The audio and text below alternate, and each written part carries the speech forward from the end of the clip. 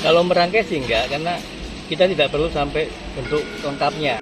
Kemarin kan yang di sumur di Linggai, di Yoni kan ada temuan emas, Pak. Itu dari era mana, Pak? Jangan lupa like, comment, dan subscribe and share. YouTube apa? Mbak Meong. Assalamualaikum warahmatullahi wabarakatuh. Rahayu, salam budaya, salam sejahtera bagi kita semua. Om Swastiastu, Namo Buddhaya, salam kebajikan. Kali ini saya berada di situs Tribuana Tunggadewa atau Bre Kahuripan yang berada di Desa Klinterejo. Ini ada mau di termasuk progres ya sore hari ini yang dekatnya lapangan. Ini mau dipager atau buat tandon atau apa ya? Gak apa, Mas? Oh, dipager pager. Ya supaya situ saya gak rusak ya. Oh gitu loh. Nah, itu pihak ya, ini sore hari sudah laut ya, Mas? Ini sudahnya. Ya, maunya laut. Ya, kita review di sini bersama koncone dhewe.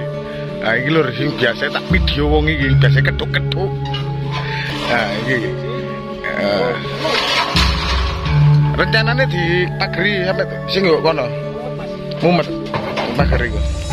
Lokasinya ini dipageri lho. Ini dikeduk. Mari habis dikeduk ada yang diuruk yang dekat lapangan. Dekatnya lapangan itu ada diuruk kembali gitu loh. Cuma sedikit atau gimana kita nggak tahu ya. Soalnya ini masih dalam kajian atau tanahnya belum ada pembebasan lahan gitu loh, Lur. Iya, Mas Yo. Paling yang ngono ya. Kita nggak tahu soalnya ini urusannya wong jero gampangane iku ngono, Lur. Cuma kita nge-review sampai dulure dhewe. Iki pegawai sing biasa keduk-keduk iki, Lur. Mempersiapkan pagar, kita mereview di sini. Jangan lupa untuk selalu mengikuti channel kami, channel Blusukan ngerusuk-ngerusuk nang gone situs. Kayak gini loh lokasinya. Kayak gini kita fokus di sini, soalnya ini progres. Nah, kita akan melangkah yang ke sana ya. Jadi kayak gini. Ini pagarnya sudah dinaikkan ya, diturunkan dari mobil ini. Kita coba mereview di sini sore hari di situs Tribuana Tunggadewi atau Bre Kahuripan. Luar biasa. Ya, ikuti terus channel kami. Ini sore hari ya, banyak sekali orang yang ngumpul-ngumpul. Nah, ini masih ada pengedukan. Yang situ ada kayaknya kembali gitu loh, yang sisi dari lapangan ini. Ini banyak sekali gerowol-gerowolannya.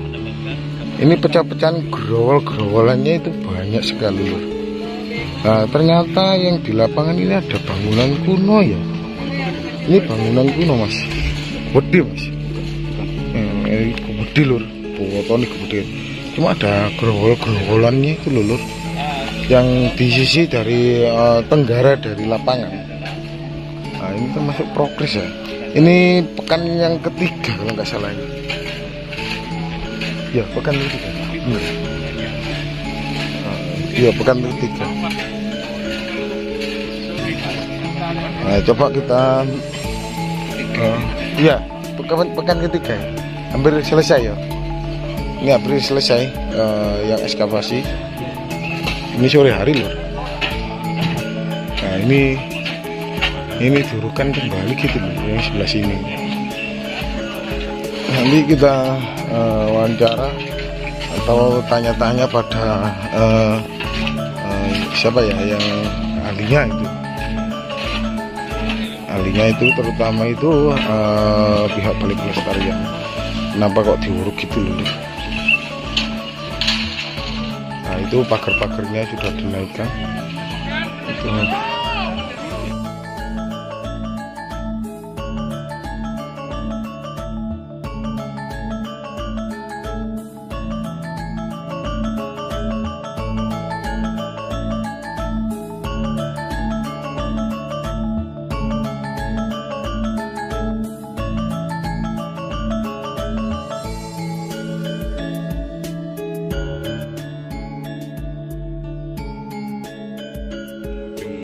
ekskavasi situs Tribuana Tunggadewi ini kan kabarnya banyak temuan. Nah, bisa dijelaskan Pak, temuan baru ini apa aja Pak? Kalau temuan baru sebenarnya ya terusan dari struktur yang ada di bagian pojok lapangan. Jadi semakin kita tambah kotaknya ke barat dan juga ke selatan, itu menunjukkan bahwa struktur yang kemarin sudah kelihatan itu masih nyambung terus. Itu yang terbaru yaitu itu. Dari karakter struktur dan dimensinya ini dugaannya Pak? Dugaan sih masih belum menguat ya, tapi itu harapan kami sih, bukan dugaan sementara ini. Harapannya itu kami bisa mendapatkan pola keruangan, karena yang sudah kita dapatkan di bagian barat dari Yoni itu kan sudah dapat satu ruang tersendiri dengan bata yang begitu rapi. Nah, kita belum mendapatkan bagaimana pola penataan ruang secara lebih luas lagi. Itu kita yang masih ingin tahu itu seperti apa pola keruangannya. Jadi mudah-mudahan dengan sisa waktu yang masih ada itu nanti ada beberapa data yang bisa kita peroleh untuk menambahkan ke arah kesimpulan awal. Kalau yang sini rencananya masih akan dilanjutkan penggaliannya sampai ke barat atau sudah berhenti sampai di sini? Kalau untuk ke barat mungkin sudah di sini karena ini sudah menunjukkan adanya batas ya, sudah bahasa lokalnya sudah bareh ya, sudah rata gitu ya. Jadi sementara kita sudah cukupkan di sini, tapi mungkin yang di belakang saya ini yang mungkin akan dicoba kita ungkap untuk menunjukkan bagaimana pola yang lebih lengkap. Kalau yang ke selatan? Ke selatan, kalau ini kuncinya di belakang saya ini. Kalau di sini nanti bisa ditemukan polanya, maka harapannya bisa menjadi ukuran untuk 4 sisi. Ya Pak, apa struktur ini seperti dimensi Paseban atau orang ketika Suan Keraja atau tempatnya seperti itu Pak?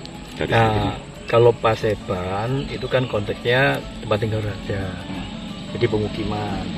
Tapi kalau bangunan suci kan tidak ada Paseban. Jadi ini karena tempat suci ya tidak ada konsep Pasebannya. Kalaupun ada bangunan yang denahnya mirip, itu tentu bukan Paseban, tapi tetap bangunan-bangunan terkait dengan ritual keagamaan. Lantas apa Pak kira-kira? Entah itu bagian untuk penyiapan alat-alat upacara atau tempat untuk sesaji ya, itu mungkin seperti itu konteksnya. Tapi kalau untuk kehidupan sehari-hari termasuk untuk menghadap pimpinan, nah itu tidak masuk. Tidak masuk. Ya, konteksnya tidak kena. Nah, ini seperti yang di belakang Pak Lutfi ini ada termasuk temuan baru. Bentuknya apa itu? Kalau ini sebenarnya ya ini tadi saya jalan-jalan mengelilingi Yoni Klinterejo karena memang sudah kami rapikan semua sisinya, dan ini saya mendapatkan di sekeliling itu pecahan-pecahan keramik asing ini, dan karena konteksnya adalah dengan bangunan suci ya sangat mungkin ini adalah pecahan-pecahan keramik yang dulu benda-benda dipakai untuk kepentingan ritual di sini. Dan ini menarik sekali karena ada berbagai unit ya. Jadi ada yang tipis ini bagian dari semacam mangkuk kecil begitu. Tapi ada yang seperti ini, ya ini mempunyai bibir lebih luas, dan ini juga semacam wadah. Kita tidak tahu ini wadah untuk apa. Nah, kemudian juga ada yang ini tebal begini ini. Nah, tentu ini merupakan semacam cawan ya, cawan dan agak besar ukurannya.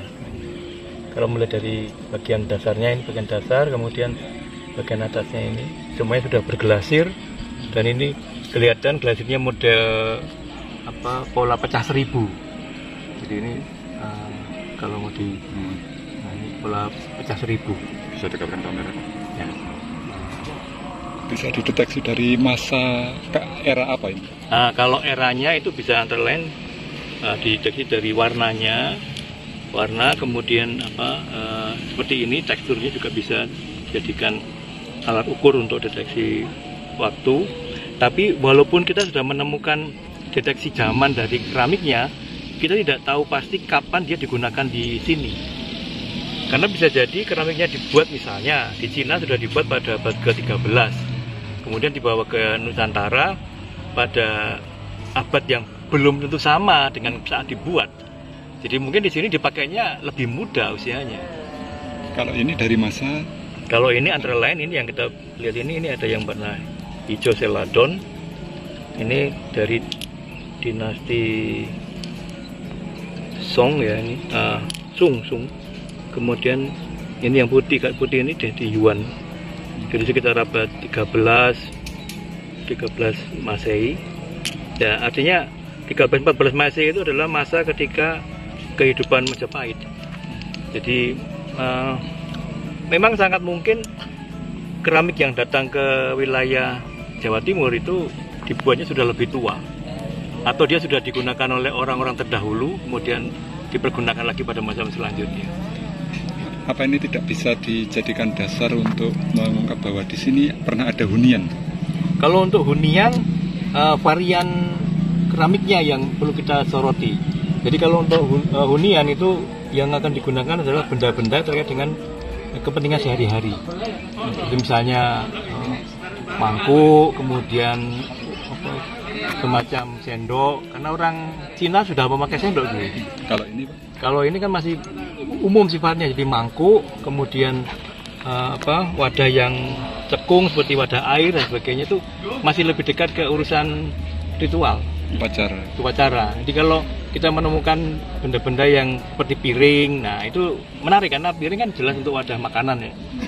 Kalau kita menemukan lebih banyak berupa cawan, kemudian pada air, nah itu tentu masih berat untuk mengarah pada pemukiman, apalagi di sini ada yoni yang jelas-jelas sekali konteksnya adalah untuk pemujaan. Nah, itu tadi ditemukan di titik mana? Ini sporadis ya, jadi dari 4 sisi yoni, dari sebelah timur, sebelah selatan, utara dan barat. Ya, dari beberapa banyak temuan termasuk beberapa yang seperti itu. Ke depan nanti seperti apa, Pak? Ya, ini bagian dari data yang akan kita kaji nanti untuk mendukung terkait dengan upaya membuat narasi bagaimana pemanfaatan dari yoni Klinterjo sendiri. Jadi kita coba nanti kaitkan, kalau sudah ketahuan pertanggalannya, nah kita juga ingin tahu bentuknya ini apa saja misalnya gitu. Jadi kita bisa bicara macam-macam bentuk wadah yang digunakan atau yang punya hubungan dengan Klinterjo ini. Ini ada aktivitas pengurukan ini, Pak. Kenapa kok kemudian diuruk? Ya, karena bagian lapangan ini adalah milik desa dan yang kita butuhkan terutama adalah data terkait dengan struktur yang ada di bawah tanah itu. Sementara ini setelah kita data, kita dokumentasi dengan segala model, baik foto, penggambaran maupun video, maka itu sebagian akan kita tutup lagi.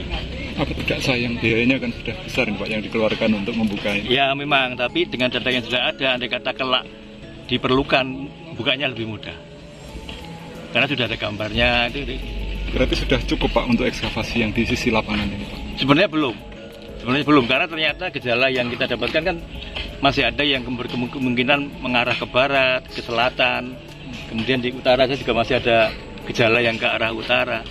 Tapi ya memang semua ada batas-batas yang harus kita ikuti itu. Kapan akan dilanjutkan lagi? Belum tahu, kita harus ajukan dulu rancangannya. Nanti kalau disetujui ya paling dekat ya tahun depan kan, tapi bulannya apa juga nggak tahu. Semua kan perencanaan dulu. Ada tekniknya sendiri untuk mengetahui berapa benda ini utuhnya seberapa. Lalu kalau ini misalnya dia punya kemiringan, berapa miring kita tahu nanti dengan digambar kemiringannya. Ada caranya sendiri. Ini apa ya? Keasikan sendiri dari orang-orang begitu di bidang keramologi ini. Keramik itu namanya keramologi. Keramologi ya. Ilmunya dewi. Ada sendiri. Ilmu mendeteksi tanggalnya atau tahunnya ya, tahun zaman kapan dibuatnya, kemudian ilmu mengetahui bentuknya, ilmu bagaimana teknik pembuatannya, itu sendiri. Jadi kalau misalnya tak tunjukkan, nggak ada. Ada contoh yang menunjukkan tuanya usia itu dari cara membuatnya. Ini juga agak tua ini. Repot ya. Biasanya kalau yang bisa jaluk tolong 2 menit dok. nah 2 menit. kalau ini teknologinya sudah maju ini. Jadi sampai bagian bawah itu sudah diglasir. Ada glasirnya, ini sampai bawah. Nah, sedangkan kalau teknologi yang belum maju, itu bagian kakinya seringkali belum kena glasir. Nah, ini termasuk yang belum kena glasir ini. Golongan maju itu masa Majapahit atau sesudahnya, Pak? Tuh, sebelumnya. Sebelumnya. Karena di Cina itu mereka lebih maju dibanding urusan keramik ini. Jadi kita dengar dari Cina terkait dengan keramik ini ketinggalan mungkin 1 milenium mungkin.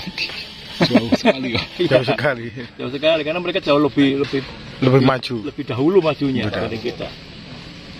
Nah, ketika sudah abad ke-14 saja kita masih menggunakan produk mereka. Jadi kita impor dari Cina. Kita impor, kita gunakan di sini, belum mampu buat sendiri. Nah, kalau gerabah kita mampu membuatnya. Ini gerabah kita mampu buatnya. Termasuk bata-bata ini kan juga bagian dari teknologi yang sama untuk membakar tanah liat. Kalau ini bahannya kan beda. Ya, keramik ini bahannya kan kaolin. Kaolin ini pada zaman Majapahit di Indonesia belum ditemukan. Jadi ini kita masih menggunakan produk dari negara lain. Ya, nanti yang lebih menarik lagi kalau bicara mengenai keramik. Keramik ini di Indonesia di Trowulan saja itu dari berbagai negara. Ada keramik Cina, ada keramik Thailand, ada keramik Jepang. Yang masa modern ada keramik Eropa. Jadi kalau ekskavasi di suatu situs kemudian keramiknya ada keramik Eropa, nggak perlu kaget. Emangnya kenapa? Ya karena memang daerah itu mungkin digunakan terus-menerus sampai pada masa kolonial. Pak, maaf ya.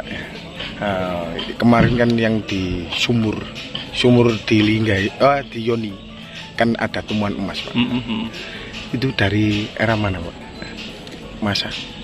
Ya kalau masanya sementara kita ngikuti masa atau kurun waktu yang ada di Yoni itu. Di Yoni kan ada angka tahunnya. Mungkin masih ingat tuh pakai lihat rekaman yang tahun lalu. Jadi dari situ. Berarti masa Tribun. Kalau angka tahun itu kan angka tahun yang dikaitkan dengan Yoni kan angka tahun kematian Tribun Tunggadewi. Bukan kelahiran. Bukan kelahiran. Kematian. Pak Matur Sin.